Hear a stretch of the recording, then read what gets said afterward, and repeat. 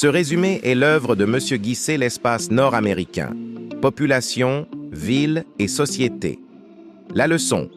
Population, ville et société en Amérique du Nord se concentre sur l'analyse des caractéristiques démographiques, l'urbanisation et les disparités socio-économiques de cet espace.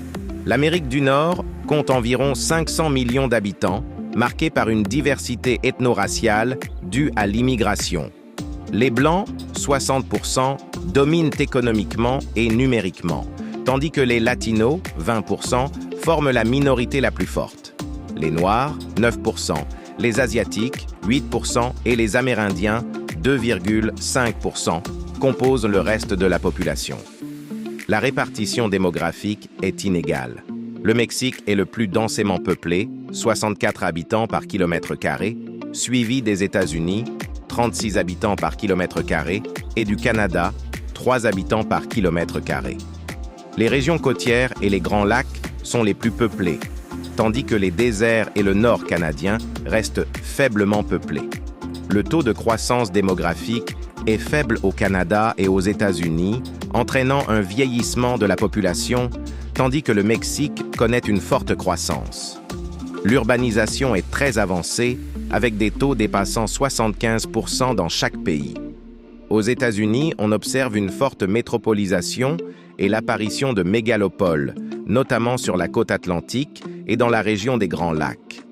Le Canada concentre ses grandes villes au sud, Toronto, Montréal, tandis que le Mexique voit une surpopulation à Mexico, la deuxième plus grande ville du monde, avec 22 millions d'habitants.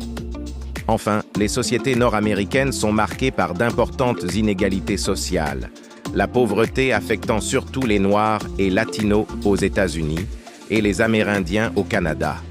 Au Canada, le principal problème est la dualité linguistique. Les colons français tiennent à leur identité, tandis que les anglo-saxons n'entendent pas abandonner leur culture. C'est ce qui explique le bilinguisme officiel et les aspirations à l'indépendance du Québec, référendum en 1980 et en 1995. Le pays n'échappe pas non plus aux inégalités entre riches et pauvres, entre Amérindiens et Anglo-Saxons. Ces tensions, notamment au Mexique, fragilisent la cohésion sociale de la région.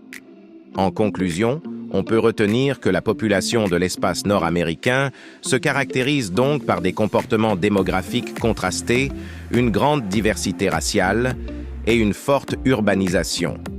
Cependant, les problèmes d'intégration des groupes minoritaires menacent sérieusement la stabilité et la cohésion des États de l'Amérique du Nord.